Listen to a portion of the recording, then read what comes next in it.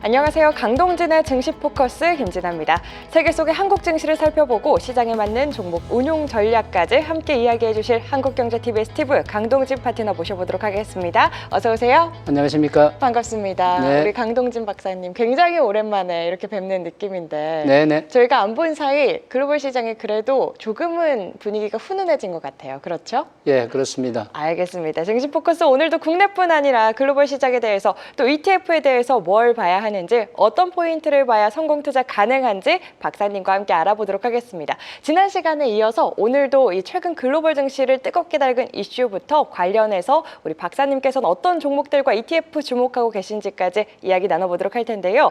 본격적으로 시작하기 전에 최근 글로벌 증시 흐름부터 동향부터 좀 체크를 해보면 좋을 것 같습니다. 네. 지난 주말 미중 무역 합의에 확실히 관세 리스크는 줄어든 듯 보입니다. 소비자 물가의 안정세 그리고 이 트럼프 대통령의 순방 성과까지 더해지며 온기를 이어가고 있는데 다만 상승폭을 보면 조금 그 온기가 서서히 줄어들고 있다라는 걱정이 들거든요. 지난 밤에는 10년물 국채금리가 4.5% 위로 올라가면서 그 걱정이 조금 더 심화되는 듯 보이는데 우리 박사님께서는 최근 미증시 동향 좀 어떻게 바라보셨을까요? 네네. 요약해서 좀 설명을 드리면은요. 네. 지난 5일 동안에 차곡차곡 상승세를 보였었고요. 오늘은 여러분들 시장에서 느끼셨겠습니다만은 5일 연속 상승 이후에 대한 부담감으로 오늘은 조정을 보였다 그렇게 말씀드릴 수 있겠습니다. 그 전에 세계 증시 동향부터 좀 요약해서 설명을 드리면은요, 세계 증시 동향의 표를 여러분들이 한번 살펴보게 될 텐데, 전반적으로 우리나라 증권 시장이 선방했다는 것이 드러나고 있습니다. 여기 가운데 보면은 제가 별표로 표시를 해놨는데요. 네. 별표로 표시된 부분 보면은 상위에 우리나라의 코스피 지수가 있고 코스닥 지수가 있습니다. 상승세가 비교적 좀 좋았다 그렇게 말씀드릴 수 있겠고요. 그 아래 단으로 가면은 USA S&P 500 지수하고 나스닥 100 지수가 보일 텐데요. 미국 지수가 좀 상대적으로 좀 고전했다 그렇게 말씀드릴 수 있겠습니다. 미국의 관세 분쟁 이슈로 미국 증시는 나빴던 반면에 다른 나라 증권 시장은 비교적 그래도 선방했다 그렇게 정리를 할 수 있을 것 같습니다. 네, 5일 연속 상승에 따른 조금의 쉬어감이다. 지금까지 이 글로벌 증시에서 국내 증시는 그래도 좀 선방하는 흐름까지 체크를 해주셨습니다. 이렇게 최근 미증시 흐름과 함께 국내 증시 흐름까지 좀 짚어주셨고요. 이슈 이야기 나눠보면서 더 깊이 있는 내용들 다뤄보도록 하겠습니다. 첫 번째 이슈는요, 엔비디아에 관련된 이슈입니다. 간밤 뉴욕 증시에서 엔비디아가 상승의 연속성을 끌고 갔죠. 정규장에서는 3거래일 연속 또 상승세를 보이면서 시총 2위 자리를 탈환하기도 했습니다. 이 트럼프 대통령이 중동 순방에서 사우디 반도체 수출 소식을 전하면서 이번 주에만 15% 이상 상승 흐름을 보여주고 있는데 엔비디아 관련해서 좀 어떻게 바라보셨을까요? 엔비디아를 먼저 다룰까요? 네. 엔비디아가 AI 반도체 쪽의 핵심 종목이고요. 그동안에는 미국 증시의 부진과 함께 엔비디아도 조정을 보였었거든요. 조정의 폭이 좀 큰 편이었는데 조정 이후에는 다시 기회가 온다고 사우디에서의 대규모 블랙웰 공급 계약 소식에 의해서 엔비디아가 다시 상승하는 그런 면을 보여주고 있습니다. 좀 자세히 그 내용을 좀 살펴보면은 사우디의 트럼프 대통령하고 함께 엔비디아 CEO가 참석했고요. 거기서 사우디 국부 펀드로부터 대규모의 투자 활동과 함께 그 다음에 엔비디아의 블랙웰 칩을 공급하는 그런 계약을 체결을 했거든요. 그래서 엔비디아는 그동안에 주가가 굉장히 오래 상승 국면을 보이고 시가총액 1위 자리를 차지하기도 했었는데 조금 주춤주춤했었습니다. 그런데 다시 이 활로를 찾아가지고 엔비디아의 상승세가 이어지고 있다 그렇게 말씀드릴 수 있겠습니다. 사우디 국부 펀드의 그 내용을 도 조정을 보였었거든요. 조정의 폭이 좀 큰 편이었는데 조정 이후에는 다시 기회가 온다고 사우디에서의 대규모 블랙웰 공급 계약 소식에 의해서 엔비디아가 다시 상승하는 그런 면을 보여주고 있습니다. 좀 자세히 그 내용을 좀 살펴보면은 사우디의 트럼프 대통령하고 함께 엔비디아 CEO가 참석했고요. 거기서 사우디 국부 펀드로부터 대규모의 투자 활동과 함께 그다음에 엔비디아의 블랙웰 칩을 공급하는 그런 계약을 체결을 했거든요. 그래서 엔비디아는 그동안에 주가가 굉장히 오래 상승 국면을 보이고 시가총액 1위 자리를 차지하기도 했었는데 조금 주춤했었습니다. 그런데 다시 이 활로를 찾아가지고 엔비디아의 상승세가 이어지고 있다, 그렇게 말씀드릴 수 있겠습니다. 사우디 국부 펀드의 그 내용을 조금 더 자세히 살펴보면은요, 블랙웰 칩을 18,000개, 1.8만 개니까 18,000개가 되겠네요. 18,000개를 공급하는 것을 계약을 했다는 것인데 이 양의 규모가 상당히 많은 규모입니다. 그동안에는 엔비디아가 주가가 상승하다가 조금씩 둔화되는 국면에서는 빅테크주들이 엔비디아의 칩을 어느 정도 사줄 것인지에 대한 의구심이 있었습니다. 그런 의구심으로 엔비디아 주가가 출렁출렁하기도 했었는데 이제는 외부에서 대규모 물량을 소화해 줄 수 있는 대상을 만났잖아요. 그래서 엔비디아 주가가 많이 올랐다, 그렇게 말씀드릴 수 있을 것 같습니다. 네, 엔비디아도 엔비디아인데 사실 기술주 안에서 테슬라의 급등도 또 빼놓을 수가 없을 것 같습니다. 네. 테슬라의 랠리 이번 주에만 23% 이상 올랐어요. 6거래일 연속 상승세를 보이면서 테슬라 관련해서는 이 랠리가 좀 언제까지 이어질 거다라고 보실까요? 네, 테슬라의 상승 배경은 먼저 하나를 꼽으라고 그러면은요, 단기에 하락폭이 컸다는 것이 있습니다. 테슬라 주변에 앨런 머스크와 관련된 정치적인 이슈들이 많이 있었거든요. 그래서 오히려 좀 테슬라 주가에는 부담으로 작용을 한 면이 있는데 그 정치적인 색채가 조금 옅어지면서 테슬라가 조금 안정을 찾았다, 그렇게 말씀드릴 수 있겠고요. 네. 테슬라 본연으로 본다 그러면은 앨런 머스크가 이제 경영에 전념할 것이다 하는 그런 이슈가 있었지 않습니까? 그래서 이제 정치 활동에서 경영에 전담한다 그러는 것이니까 테슬라의 주가가 우호적일 수밖에 없는 그런 상황이었죠. 그리고 때마침 테슬라에 부담이 되었던 일련의 그런 악재들이 하나씩 정리가 되니까 테슬라 주가가 조금씩 올라가더니 드디어 분출을 했다, 그렇게 이해를 하시면 되겠습니다. 알겠습니다. 이 테슬라의 급등 원인까지도 짚어주셨습니다. 사우디의 블랙웰 칩 공급 예약 성공 소식에 상승 랠리를 이어가고 있는 엔비디아와 함께 최근 급등세 같이 보여준 테슬라까지 이야기 나눠봤는데요. 계속해서 두 번째 이슈도 만나보도록 하겠습니다. 네. 두 번째 이슈로는 저희가 지난 시간에도 조금 다루기는 했었는데 관세 이야기를 또 빼놓을 수가 없을 것 같아요. 관세 이야기를 먼저 할까요? 네, 관세 이야기 14일에 저희 또 미국과 중국이 관세 휴전 협상에 돌입을 한 모습이죠. 관세 리스크가 확실히 조금 줄어드는 모습이기는 한데 시장에서는 또 새로운 에너지를 원하는 듯 보입니다. 약간 이 온기가 살짝 주춤하다라는 느낌을 저는 받기는 했는데 앞서 우리 박사님께서 이야기를 해주신 것처럼 그냥 그동안 5일 연속 오른 상승에 따른 쉬어감인 건지 아니면 그렇습니다. 조금 조정인 건지 궁금하거든요. 5일 연속 상승에 대한 조정이다, 그렇게 말씀드릴 수 있겠고요. 네.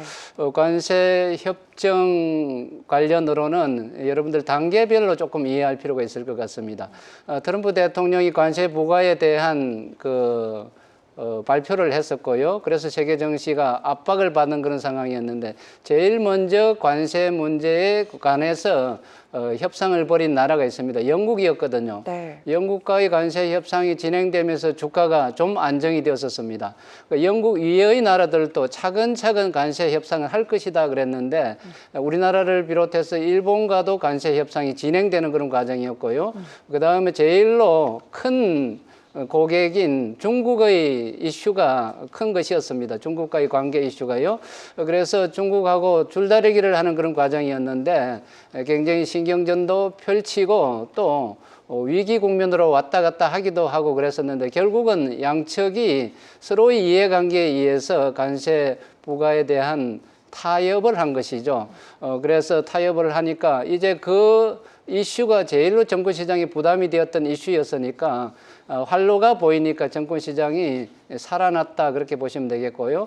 원만하게 관세 부분이 조율되면서 이제 정권시장의 큰 부담은 지나가지 않았느냐 그렇게 보는 시각이 있어서 주가가 급등했다. 네. 그렇게 말씀드릴 수 있을 것 같습니다. 네, 이 관세 리스크에 대한 분위기는 그래도 조금 진정되는 국면이기는 하다 이렇게 이야기를 해주셨는데 네. 이 미중 관세 이슈도 확실히 끝맺음을 짓는 게 아니잖아요. 지금 네. 계속해서 협상을 해가고 있는 단계인 건데 이 과정에서 변동성은 불가피할 것 같거든요. 이렇게 네. 증시의 변동성이 있을 때 우리는 조금 협상 과정 속에서 어떤 전략을 챙겨가야 할까요? 예, 미중 간의 관세 협정의 그 결론을 두 가지 측면에서 우리가 이해를 할 필요가 있을 것인데요.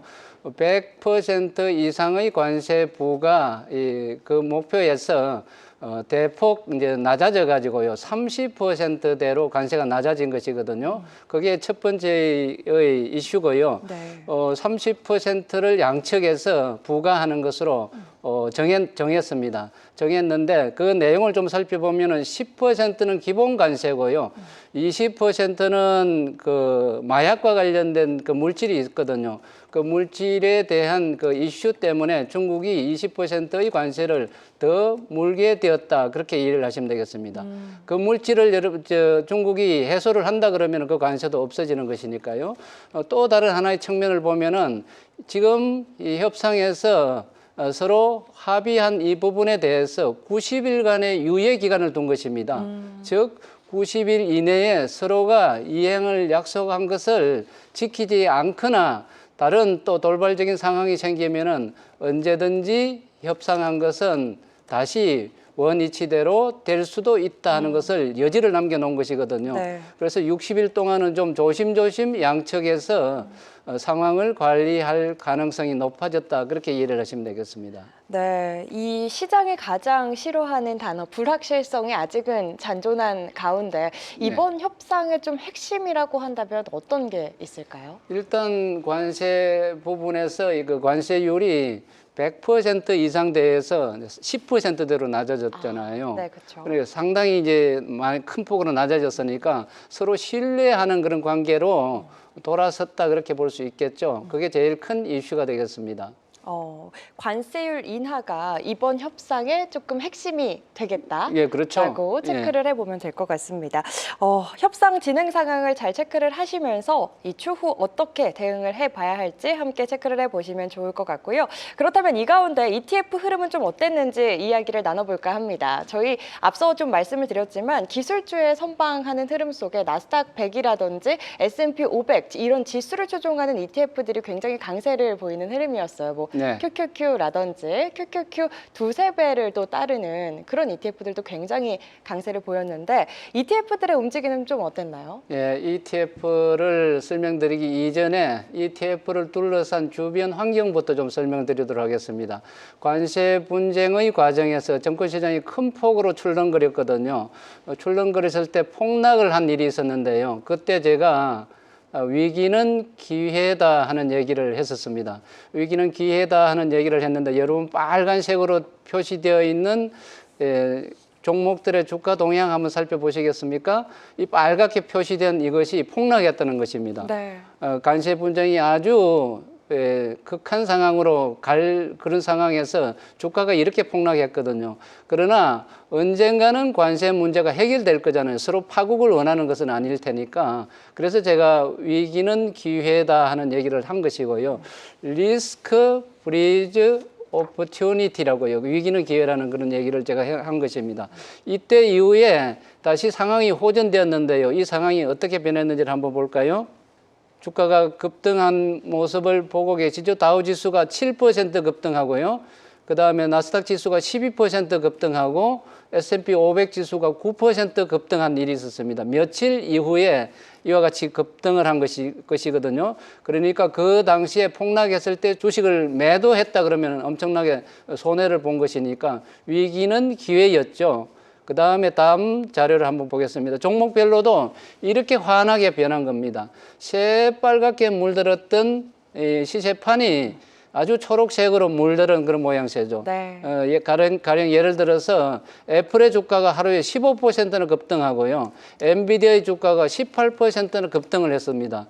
이와 같이 어떤 요인에 의해서 주가가 급등을 한다든지 급락을 할 때 이 상황은 언제든지 전환될 수 있다는 것을 이해를 하시고 여러분들이 뇌동 매매를 특히 조심을 해야 된다. 그렇게 말씀을 드리고요.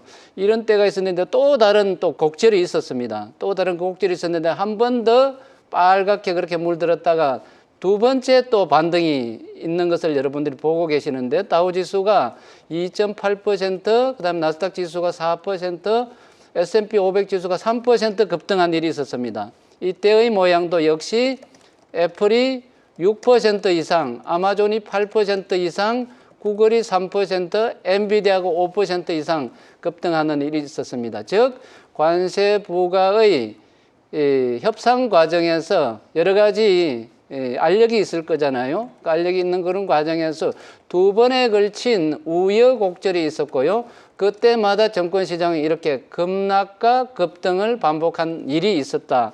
그렇게 먼저 말씀을 드리겠습니다. ETF 관련 종목군들도 당연히 같이 휘둘렸죠. 휘둘렸는데 어떤 모습이었는지를 좀 보여드리도록 하겠습니다. 이제 관세 분쟁과 관련돼서 양국이 서로 합의를 한 것이잖아요. 합의를 했다는 건 소식에 의해서 여러분 여기 한번 ETF 종목군 한번 보시겠습니까? 타이거 ETF 되어 있는데 이 타이거는 이 운영하는 회사의 코드 이름이고요. 그 밖에 그 옆에 있는 글로벌 온 디바이스 AI 등등의 이 종목들이 전부 오르는 것을 여러분들이 볼 수 있을 것입니다. 이때부터 올랐거든요. 올랐는데 차근차근 올라가지고 주가가 상당히 연속적으로 올랐다 그렇게 보시면 되겠는데요. 한 번 더 보시겠습니다. 5월 12일 날 모습이 이랬고요. 종목별로 동향을 좀 살펴보도록 하겠는데요. 제가 차트로 만들었거든요. S&P 500 지수가 잘 가다가 여기 보면은 급락하는 과정을 여러분들이 보고 계시죠. 급락하는 과정 2단계로 급락을 했죠. 두 번에 걸친 우여곡절이 있었으니까요. 지금 오른편의 모습 한번 보시겠습니까? 급락 이후에 W자 유형으로 바닥을 잡고 위로 올라가는 모습을 보고 계시죠. 이건 이제 반등의 초입 국면이거든요. 이제 막 시작하는 그런 단계다. 그렇게 여러분들이 보시면 되고요. 이 S&P 지수가 며칠 전에 이 차트인데 지금에 와서는 S&P 지수가 올 들어서 플러스로 전환을 했습니다. 지금 상태는 조금 더 나아진 환경이다. 그렇게 보시면 되겠고요. 나스닥 100 지수입니다. S&P 500 지수하고 비슷하게 차트 모양을 여러분들이 보고 계시는데 W자 유형의 바닥 확인 과정을 거쳐서 우상향형의 오른편으로 올라가고 있는 모습입니다. 이것도 역시 이제 막 올라가기 시작했다는 관점으로 보면은 기회가 많이 있는 것이다. 그렇게 볼 수도 있을 것이고요. 그 다음에 제가 여러분께 소개를 해드렸던 미국 테크 탑10 ETF 종목인데요. 미국 테크 탑10이라 그러면은 대표적인 종목이 애플이 있고 구글이 있고요. 엔비디아가 있고 테슬라도 여기에 포함됩니다.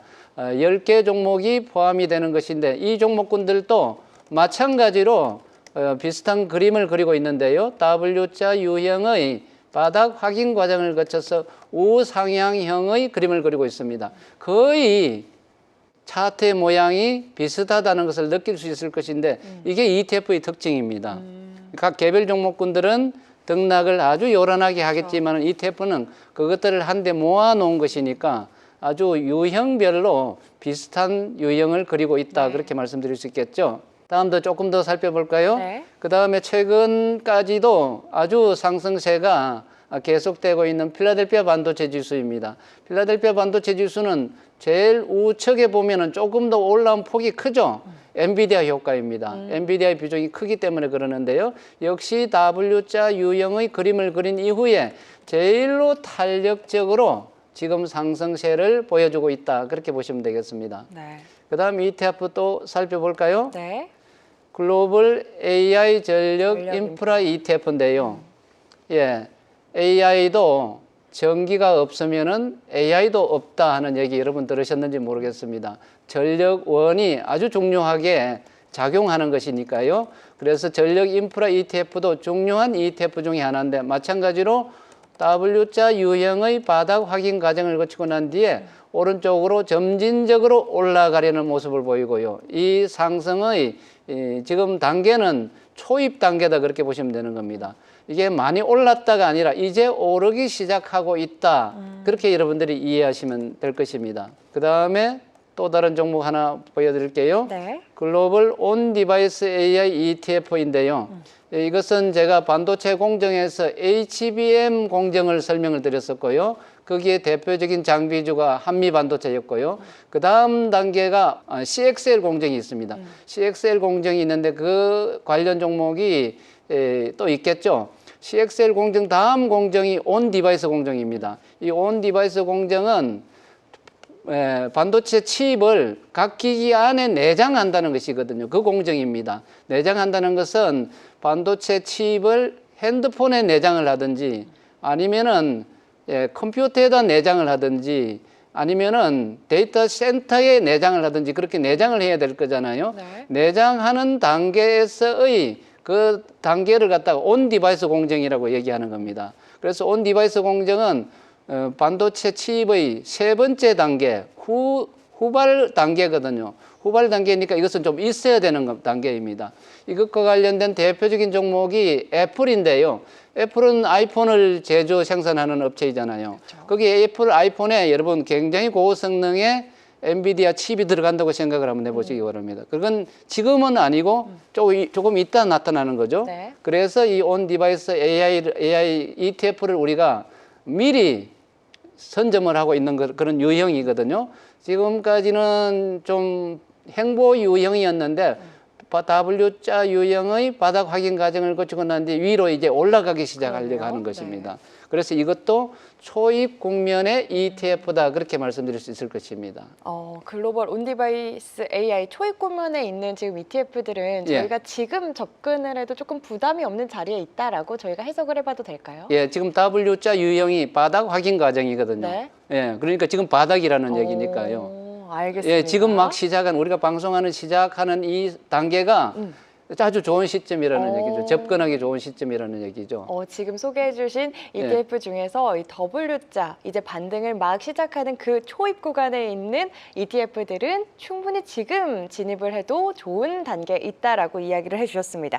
이렇게 ETF 흐름까지 좀 살펴봤습니다. 우리 박사님께서는 그동안 ETF를 이야기해 주실 때 네. 굉장히 크고 무거운 배이기 때문에 예. 길게 봐야 한다. 이런 자잘자잘한 변동성이 흔들리기보다는 길게 단단한 마음을 가지고 끝까지 가져간다면 우리에게 큰 수익을 줄 수 있을 것이다 이야기를 해주셨는데 예.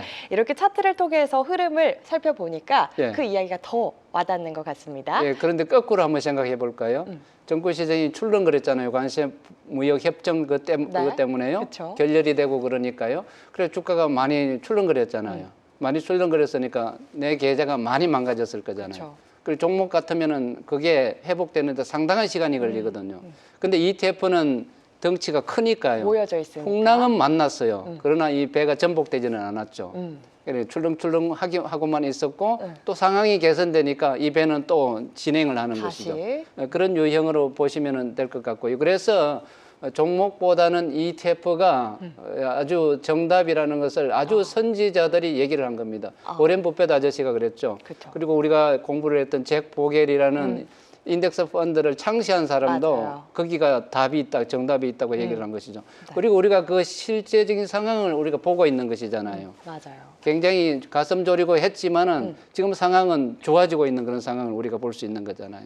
알겠습니다. 네. ETF에 대해서 또 한번 진짜 해야겠다라는 네. 생각이 드는 오늘인 것 같은데 저희가 시간이 많이 부족한데 네. 그래도 마지막 질문 하나만 더 들어보고 싶습니다. 우리 네네. 강동진 박사님께서 ETF 주목하고 계신 ETF들 많이 소개를 해주셨는데 네. 그렇다면 국내 시장에서는 좀 어떤 업종 관련해서 주목을 하고 계신지 궁금하거든요. 개별 종목이요? 종목 말고 업종. 업종요? 네, 업종. 반도체 업종이 되겠죠. 반도체 업종. 왜 그러느냐면 이제 반도체 업종은 순풍에 돛을 달았다 하는 표현을 쓰고 싶은데요.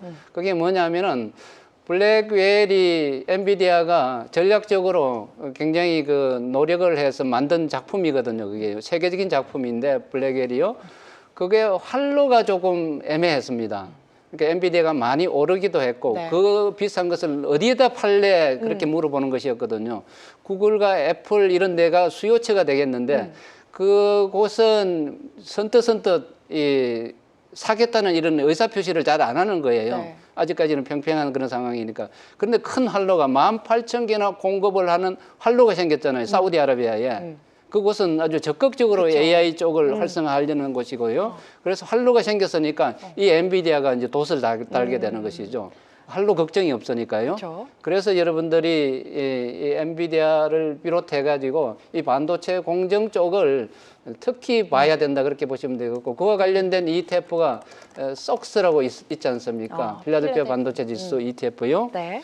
그래서 이런 것과 다 연관이 된다, 연결이 된다 그런 관점으로 보시면은 여러분들이 종목 선별하는 데도 좀 용이하지 않을까 그렇게 말씀드리고 싶습니다. 네, 이 엔비디아와 함께 국내 반도체 업종들도 좀 주목을 해보자 이야기를 해주셨습니다. 강동진 파트너와 함께하는 증시 포커스, 글로벌 시장의 흐름과 이슈, 주목하고 계신 업종별 ETF 그리고 국내 업종까지 챙겨봤는데요. 마지막으로 저희 시청자분들 이 시간이 굉장히 짧아 아쉬우신 분들을 위해서 오늘도 선물 준비하셨다고 들었습니다. 네. 어떤 선물일까요? 예, 여러분들 제가 한때는 선물 옵션에 대한 강의를 쭉 해갔고요. 그 관련 자료들이 있거든요. 있는데 그것을 이제 내려받을 그 기회를 여러분께 드리겠는데요. 자막을 통해서 정보가 나갈 테니까 그쪽에 연락을 하면은 여러분들이 선물 옵션과 관련된 교육 자료를 무료로 볼 수 있다. 그 선물을 드리도록 하겠습니다. 네, 지금 하단에 나가고 있는 자막 보이시죠? 이 번호로 전화 주시면 우리 강동진 박사님이 준비하신 선물 챙겨가실 수 있으니까요. 전화 많이 주시기 바라겠습니다. 박사님 오늘도 좋은 말씀 감사합니다. 네, 감사합니다.